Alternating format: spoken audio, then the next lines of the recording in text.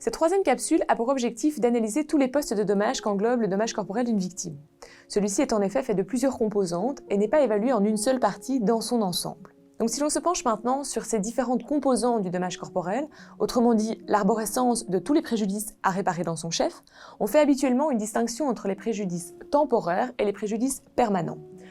Nous avons déjà vu plus tôt que ce qui distingue ces deux types de préjudices sur une ligne du temps, c'est la consolidation des lésions de la victime. Et selon que l'on se trouve avant ou après cette consolidation, les préjudices sont dits temporaires ou permanents. Pour les préjudices permanents, on sait aussi qu'ils peuvent être passés, donc déjà éprouvés par la victime au moment où elle reçoit la réparation de son dommage, ou futurs, donc pas encore éprouvés par la victime lorsqu'elle reçoit la réparation de son dommage. Ils sont donc anticipés pour les dommages qu'elle va subir à l'avenir jusqu'à son décès. Nous verrons dans un instant que ces préjudices, qu'ils soient temporaires, permanents, passés ou futurs, se déclinent au regard du rapport d'expertise et des taux d'incapacité que ce rapport reconnaît à la victime. En marge de ces préjudices, la victime doit également être remboursée des frais et des bourgs qu'elle a exposés ou doit encore exposer à l'avenir. Ce poste est généralement celui pour lequel les justificatifs rassemblés par la victime sont le plus importants. Enfin, il ne faut pas oublier que la victime a également droit à des intérêts sur les indemnités qu'elle reçoit, pour compenser le fait qu'elle reçoit ces indemnités avec retard et souvent des années après avoir été victime de l'accident. C'est la raison pour laquelle on parle généralement de dommages et intérêts. Pour les préjudices temporaires, tout d'abord, donc les préjudices éprouvés par la victime entre le jour de l'accident et la date à laquelle ces lésions ont été consolidées, donc n'évoluaient plus. Pour cette période d'indemnisation, on distingue différents postes qui sont principalement de deux types. Les préjudices résultant des incapacités de la victime, tout d'abord, qui sont généralement reconnus à toutes les victimes d'accidents dans des taux plus ou moins importants, et les préjudices particuliers ensuite, qui sont reconnus à la victime en marge de ses incapacités, dans certains cas d'espèce, lorsque les circonstances le justifient. Les incapacités qui sont reconnues à la victime sont de trois types. Il y a tout d'abord l'incapacité personnelle, qui constitue le préjudice moral de la victime et donne la mesure de ses souffrances morales causées par l'accident.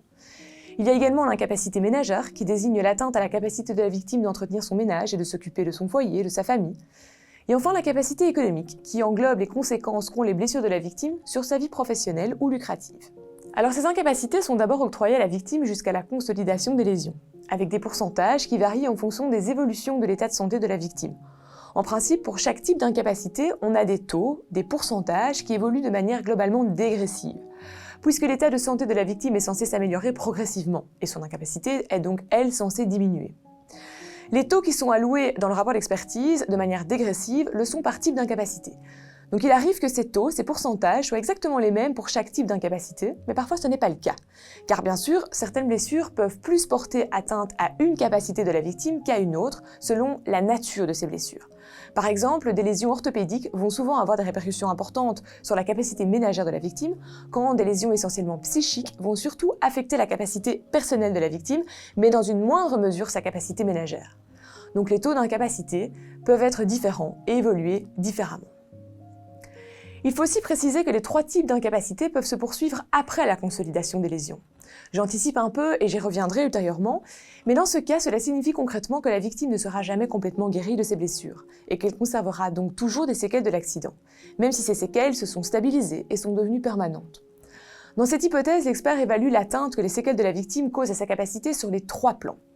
Avant la consolidation, avec des pourcentages dégressifs, puis après la consolidation, si la victime n'est pas guérie, il chiffre l'ampleur de son incapacité avec un taux d'incapacité personnelle, un taux d'incapacité ménagère et un taux d'incapacité économique. J'ai bien dit un taux, puisqu'ici l'incapacité de la victime n'est plus censée évoluer, elle est permanente, donc c'est un seul taux et non plus des pourcentages dégressifs qui lui est reconnu par incapacité jusqu'à la fin de sa vie, donc pour toute son espérance de vie. C'est la même chose pour les préjudices particuliers reconnus à la victime en marge de ces taux d'incapacité. Ils peuvent aussi être alloués à la victime pour la seule période temporaire ou pour la période temporaire et permanente. Si je zoome maintenant sur les postes du préjudice temporaire, je vois qu'il y a le préjudice moral tout d'abord, puis le préjudice ménager.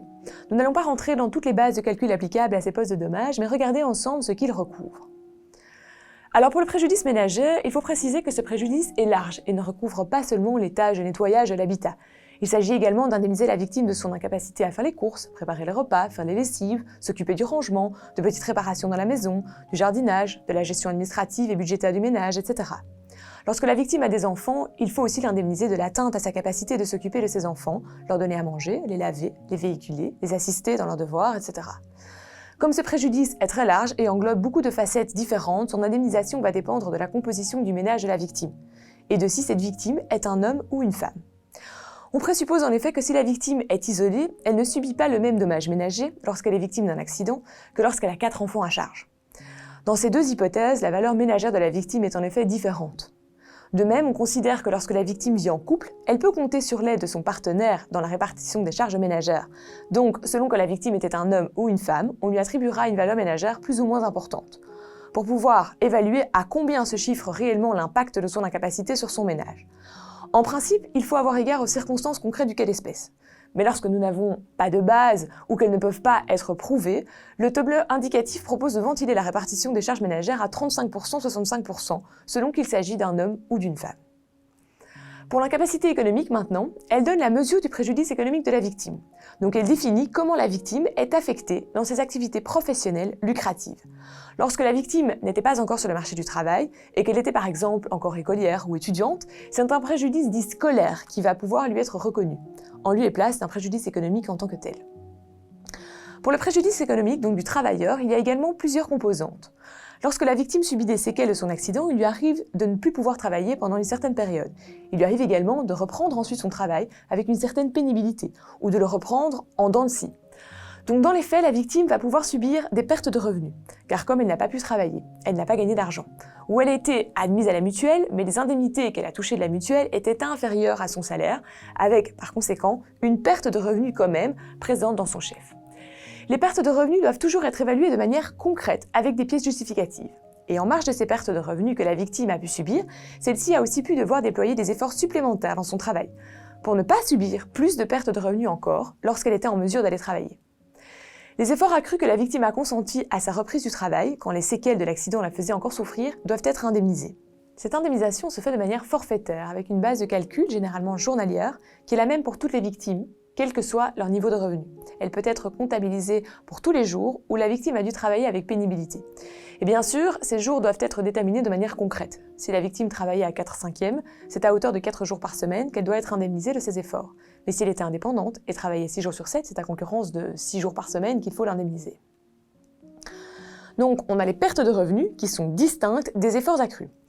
Les premiers sont plutôt dus pour les moments auxquels la victime n'a pas été en mesure de se rendre à son travail, quand les efforts accrus sont, eux, uniquement dus pour les jours où la victime s'est rendue à son travail. Elle n'a pas subi de perte de revenus ces jours-là, mais il faut l'indemniser des efforts qu'elle a dû accomplir pour surmonter sa pénibilité à réaliser son travail, pour ne pas perdre de revenus précisément. Pour le préjudice scolaire de la victime, on peut également avoir des efforts accrus, pour tous les jours où la victime s'est rendue en cours ou a dû travailler pour ses cours en fournissant des efforts accrus pour y parvenir. Si la victime échoue malgré ses efforts et rate son année scolaire à cause de l'accident, cette perte d'année scolaire peut également être indemnisée, et dans plusieurs volets. Il y a d'abord le volet moral, avec la difficulté pour la victime d'avoir dû redoubler, puis le volet économique, avec les coûts, les frais qu'une année d'études supplémentaire représente, et également le retard d'1 an que la victime a pu connaître dans sa carrière. Puisqu'elle commence à travailler 1 an plus tard à cause de l'accident, elle va perdre une année de revenus, qui peuvent, le cas échéant, être indemnisés dans son chef. Alors en marge de toutes ces incapacités que peut subir la victime, celle-ci peut aussi se voir reconnaître des préjudices particuliers par l'expert. Par exemple, et on en a déjà parlé, il arrive à la victime d'avoir besoin de l'aide d'un tiers à la suite de l'accident pour ses besoins personnels. Donc pas pour ses tâches ménagères, où là la victime est déjà indemnisée de son incapacité ménagère de manière distincte, mais pour toutes les tâches qui concernent ses besoins en tant que personne. Son hygiène, ses soins à domicile, ses déplacements pour ses soins. Dans ce cas, l'expert évalue le nombre d'heures pendant lesquelles la victime avait besoin de l'aide d'un tiers, en était dépendante, et un montant lui sera octroyé pour toutes ces heures. Comme nous l'avions vu pour illustrer le principe de la libre disposition de l'indemnité, la victime ne doit pas démontrer qu'elle a effectivement eu recours à une aide extérieure, payante, puisque cette aide a pu lui être fournie par sa famille. Mais c'est vraiment le besoin d'aide de tiers qui est indemnisé dans son chef en tant que tel. Alors le montant qui est octroyé à la victime est aujourd'hui assez contesté dans les procédures, puisque le tableau indicatif recommande, en l'absence d'indications précises, d'appliquer un tarif horaire de 10 € quand on constate qu'en pratique ce tarif horaire n'est plus nécessairement réaliste.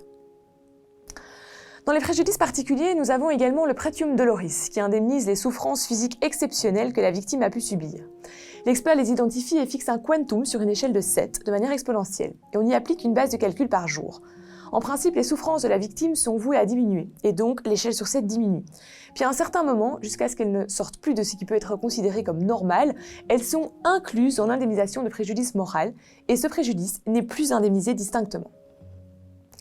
Il y a également le préjudice esthétique de la victime qu'il faut indemniser. Ce préjudice est rarement octroyé à titre temporaire, ce qui est un peu étrange puisque lorsqu'il est octroyé à titre permanent, on peut supposer qu'il était déjà présent avant la consolidation et depuis l'accident. Mais dans de nombreux cas, on considère que pour la période temporaire, il est inclus dans l'indemnisation du préjudice moral, ou que le préjudice esthétique qui est fixé par l'expert après la consolidation vaut aussi en fait depuis l'accident. Mais en soi, l'expert reste libre d'évaluer un préjudice esthétique spécifique pendant la période temporaire, qui peut être distinct même de l'éventuel préjudice esthétique qu'il reconnaîtrait par ailleurs après la consolidation. Par exemple, quand les blessures ont défiguré la victime pendant une certaine période après l'accident, mais que ces lésions se sont fort heureusement atténuées par la suite, voire ont totalement disparu, ce qui donnerait lieu à un préjudice esthétique seulement temporaire. Un constat identique vaut également pour le préjudice d'agrément. Ce préjudice peut être reconnu à la victime en plus de son préjudice moral lorsque l'accident a eu un impact sur un hobby, un sport, que la victime pratiquait avec une assiduité particulière. Donc si la victime prouve qu'à cause de l'accident, elle a dû mettre fin totalement ou partiellement à une pratique assidue et établie d'un sport ou d'un hobby, ce dommage peut être indemnisé séparément, à titre exceptionnel. Et ici encore, la plupart du temps, ce préjudice n'est reconnu qu'après la consolidation, donc à titre permanent. Mais il est en soi possible de le reconnaître aussi à la victime avant la consolidation, sans qu'il ne soit inclus dans l'indemnisation de son préjudice moral. Par exemple, si la victime n'a pas pu prendre part à certaines compétitions sportives pendant la période temporaire, ou si elle a manqué un événement particulier du fait de l'accident. Enfin, il faut encore préciser que la victime peut également prétendre à l'indemnisation d'un préjudice sexuel, lorsque l'accident a eu des répercussions sur son activité sexuelle et sa vie affective. À cet égard, il faut souligner qu'il ne doit pas nécessairement s'agir d'une impossibilité pour la victime d'avoir des relations sexuelles pour qu'un préjudice distinct lui soit reconnu. Une pénibilité ou des difficultés peuvent également donner lieu à une indemnisation particulière. Quant au préjudice permanent maintenant, donc des dommages subis par la victime à compter de la date de consolidation des lésions, jusqu'à ce qu'elle puisse en être indemnisée, donc en principe jusqu'à la fin de sa vie ou jusqu'à sa retraite. On va anticiper le calcul de ces dommages pour que la victime puisse être indemnisée aujourd'hui, même de ces dommages futurs. Il y a ici encore le triptyque d'incapacité que l'on a déjà abordé, donc l'incapacité personnelle, l'incapacité ménagère et l'incapacité économique. Pour l'incapacité ménagère, puisqu'il faut tenir compte de la composition du ménage de la victime pour fixer sa valeur ménagère, et donc l'indemnisation qui doit lui revenir, cela peut poser des difficultés en pratique. C'est un débat récurrent, en particulier lorsque la victime est encore jeune et qu'on ne sait encore rien de l'évolution de la composition de son ménage. Dans le cas de Sophie par exemple, qui a 22 ans dans notre exemple, on ne sait pas si elle sera un jour en couple. Et même, si on peut le présupposer, combien d'enfants elle pourra avoir. Des solutions imaginatives sont donc parfois trouvées en pratique pour arriver quand même à l'indemniser de manière concrète de son dommage, ou si cela n'est pas vraiment possible, un forfait global lui sera octroyé ex aequo et de bono. Pour l'incapacité économique, je préciserai ici que les composantes du dommage sont différentes que pendant la période temporaire. Après la consolidation, on n'indemnise plus la victime de ses pertes de revenus en tant que telles, par rapport aux revenus qu'elle proméritait avant l'accident dans le travail qu'elle exerçait. Mais on indemnise de manière plus générale, de l'atteinte à sa valeur économique sur le marché général du travail. On ne regarde donc plus seulement le travail qui était le sien avant l'accident, mais l'activité professionnelle que cette personne pourrait plus largement exercer en fonction de ses qualifications, de ses diplômes, de son âge. Car on ne peut exclure que la victime change de travail à l'avenir. Donc on doit envisager ici les choses de manière plus large que pendant la période temporaire, et pas au regard du seul travail qu'elle exerçait à ce moment-là. Il faut aussi souligner qu'on analyse l'atteinte à la capacité concurrentielle de la victime sur le marché du travail à cause de l'incapacité qu'elle conserve de l'accident, même si elle continue à percevoir des revenus et qu'elle n'a peut-être pas subi de perte de revenus en tant que telle. Car elle pourrait très bien subir une telle perte de revenus un jour ou devoir un jour réduire son temps de travail à cause de ses séquelles, etc.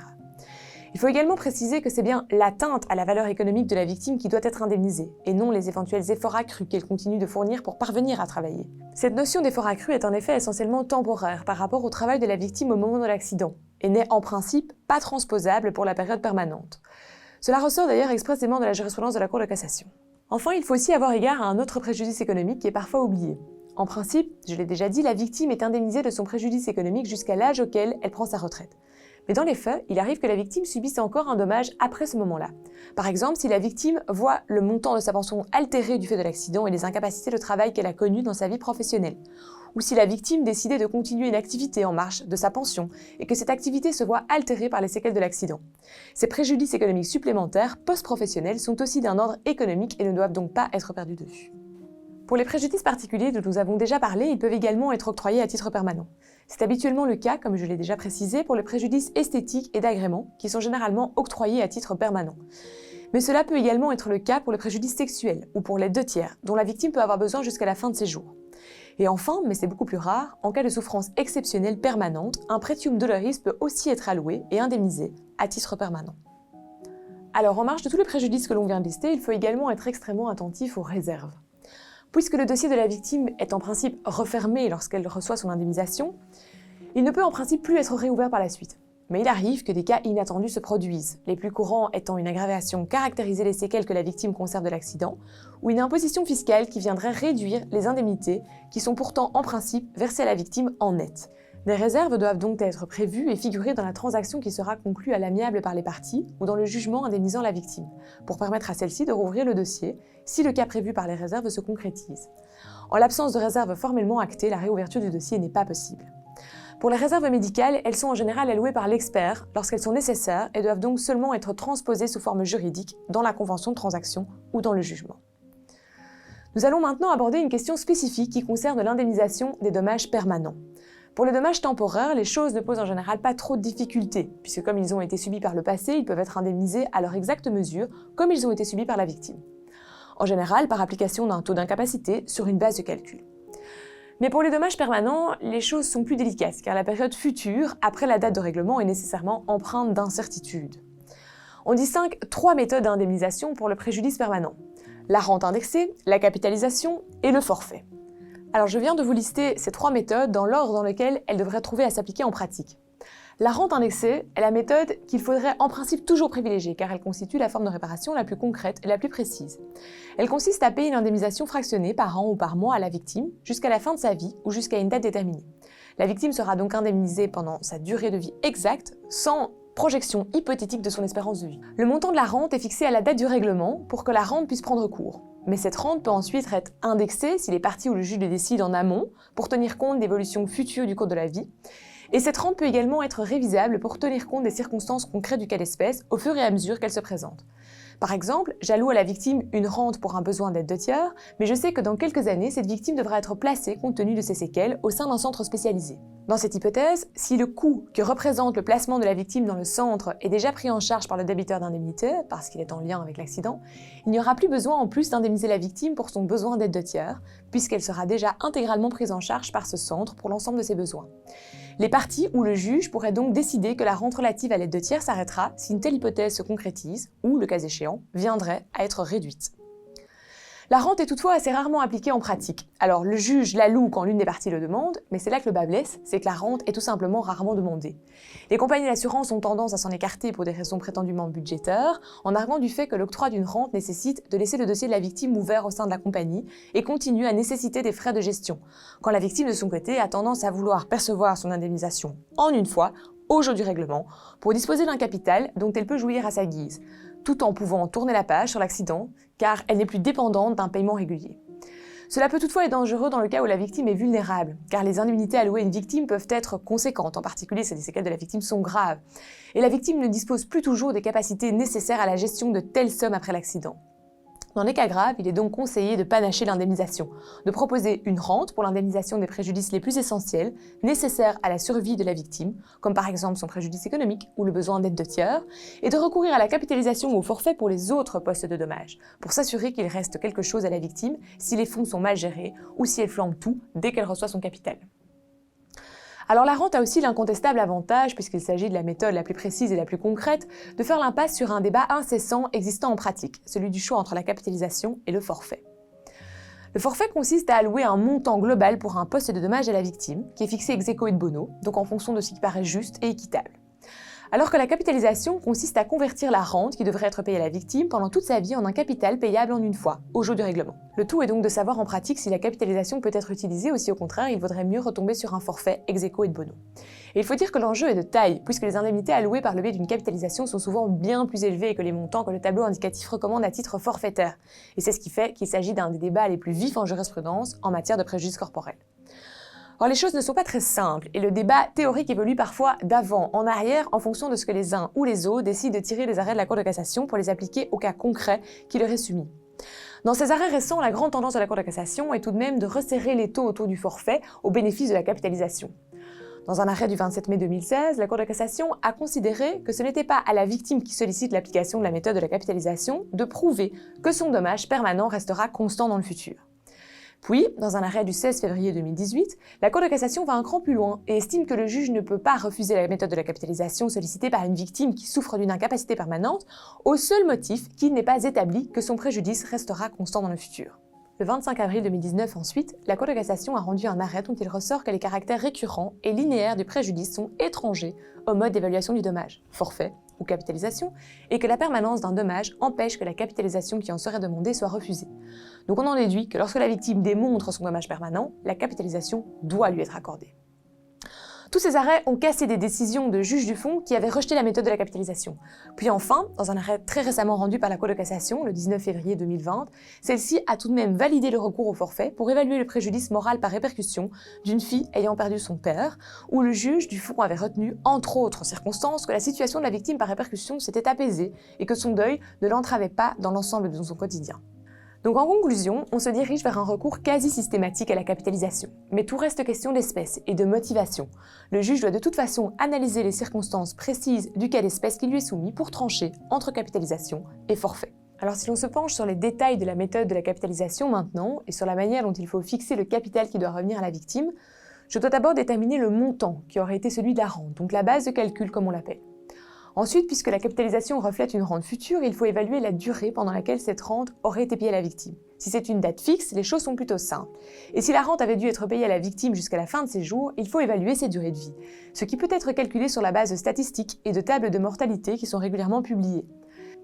Les tables de mortalité appliquées au calcul peuvent être stationnaires ou prospectives selon que l'on tient compte ou non de l'augmentation de l'espérance de vie. Puis, en marge de cette question, il faut aussi tenir compte de ce que le capital que la victime reçoit aujourd'hui en une fois, il va pouvoir être placé et produire des intérêts qui vont venir augmenter le capital de la victime.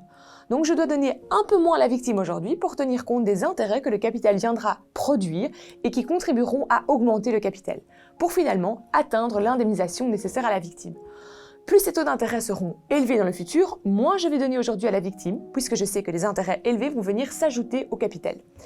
Et en plus de ceci, je dois tenir compte de l'inflation future, puisque lorsque je donne 1 euro aujourd'hui à la victime, il vaut plus qu'1 euro de demain. Ces deux questions constituent ce qu'on appelle l'escompte, qu'on applique au calcul, pour compenser le fait que le paiement de l'indemnisation est anticipé et que le capital et sa valeur vont donc évoluer dans le futur. Alors ce taux d'escompte, il se compose plus précisément d'abord d'un taux de placement, qui est celui des taux d'intérêt dans le futur. On prend en compte le rendement des obligations d'État, qui sont les placements les plus sûrs pour la victime qui place son indemnité. Puis on en déduit le précompte mobilier, aujourd'hui de 30%, qui viendra taxer les intérêts que la victime recevra de son capital, pour évaluer ses intérêts en net. Quand j'ai ces intérêts nets, je déduis aussi le taux d'inflation futur pour tenir compte de l'érosion monétaire qui interviendra dans le futur et qui viendra réduire la valeur des euros que j'ai donnés aujourd'hui à la victime. Alors maintenant, vous vous demandez sans doute comment fixer concrètement tous ces taux d'intérêt. Eh bien, le tableau indicatif fournit des recommandations. Il dit tout d'abord que le taux de capitalisation doit être, je cite, déterminé en fonction des données disponibles au moment de la décision ou de la transaction. Donc je me place au jour le plus proche possible du paiement du capital, à la date d'évaluation de dommages, et j'applique les données les plus actualisées possibles, en tenant compte, en principe, de la durée d'indemnisation, puisque évidemment, plus longtemps je place les fonds, plus je pourrai compter sur des intérêts élevés en principe. Donc, le taux de placement va en tout cas dépendre de la durée du placement. Mais je dis en principe, car à ce jour, le tableau indicatif n'a toujours recommandé qu'un seul taux d'escompte. Donc, il actualise tous les 4 ans, mais toujours pour un taux unique, donc sans faire de distinction selon la longueur de l'indemnisation. Le tableau indicatif précise quand même, et c'est important, que le taux qu'il recommande, aujourd'hui de 1%, je cite, est susceptible d'adaptation en plus ou en moins en fonction des circonstances concrètes. Et c'est important, car dans la mesure du possible, on doit donc prendre en compte la durée d'indemnisation concrète du cas d'espèce et les paramètres les plus actuels possibles. Car évidemment, en 4 ans, entre chaque nouvelle publication du tableau indicatif, les choses peuvent évoluer, et il faut donc toujours coller le plus possible au cas d'espèce. En marge du tableau indicatif, il y a également des actuaires qui formulent des recommandations. Donc on parle des tables de capitalisation Scrivers ou Jomain selon leur auteur. Et ces tables ont des logiciels de calcul pour faire plus simple.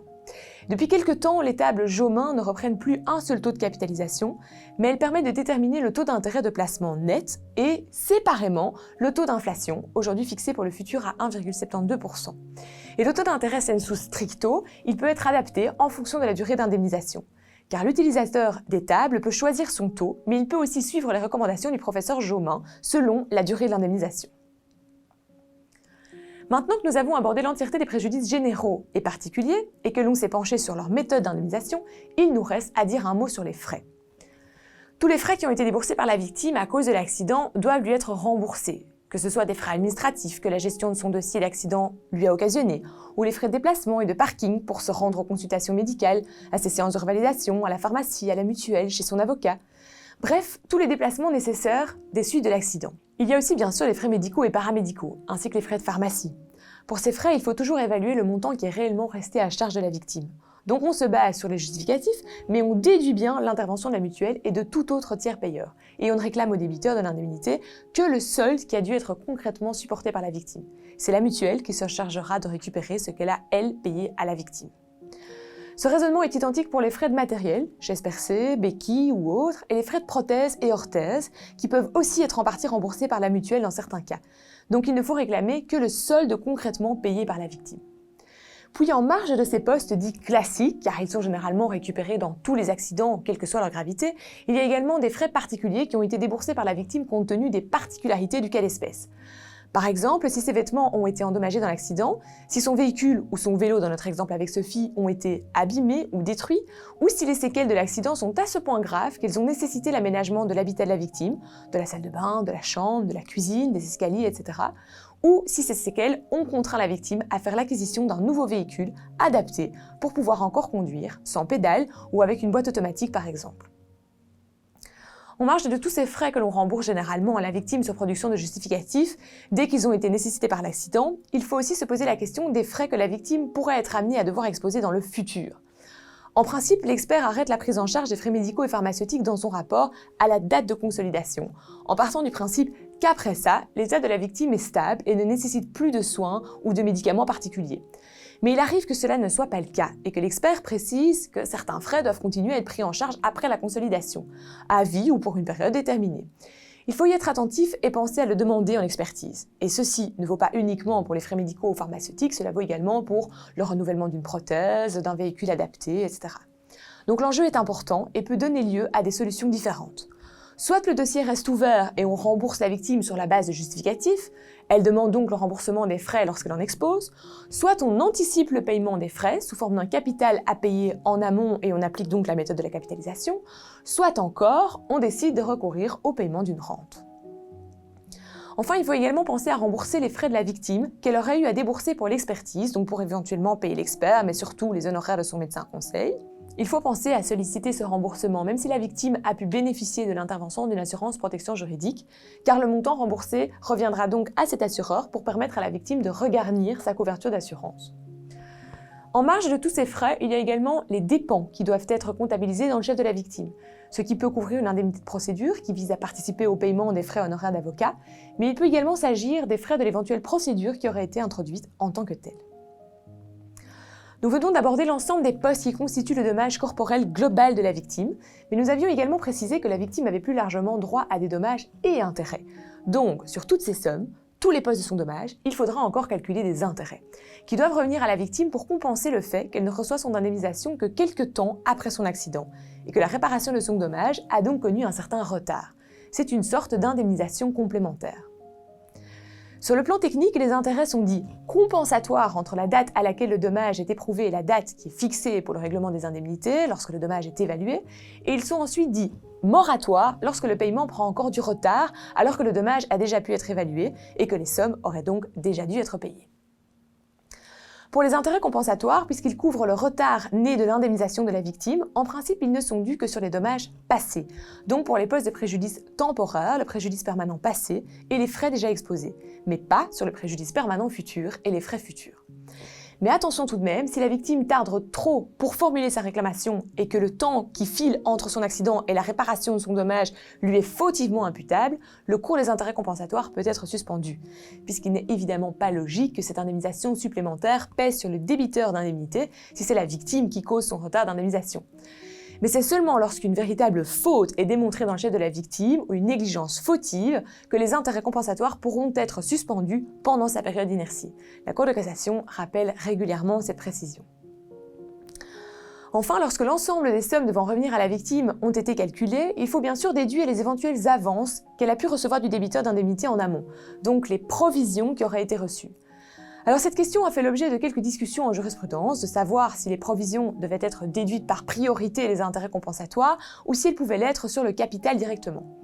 Mais la Cour de cassation a rendu un arrêt le 6 octobre 2016 dont on tend à déduire que les provisions ne doivent pas nécessairement être d'abord imputées sur les intérêts compensatoires avant le capital. En outre, il faut également ajouter que les provisions peuvent aussi avoir engrangé des intérêts positifs, donc des intérêts dits créditeurs, depuis le moment de leur paiement, parfois plusieurs années auparavant. Cette question est aussi discutée, mais en principe, ces intérêts peuvent aussi être calculés pour être déduits des indemnités revenant à la victime. Voilà qui referme l'ensemble des postes de dommages auxquels il faut avoir égard pour s'assurer que la victime reçoive de manière concrète la réparation intégrale de son dommage.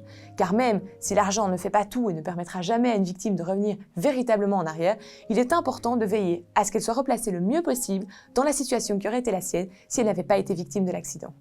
Merci de votre attention, bon quiz et à bientôt sur Insurance Academy.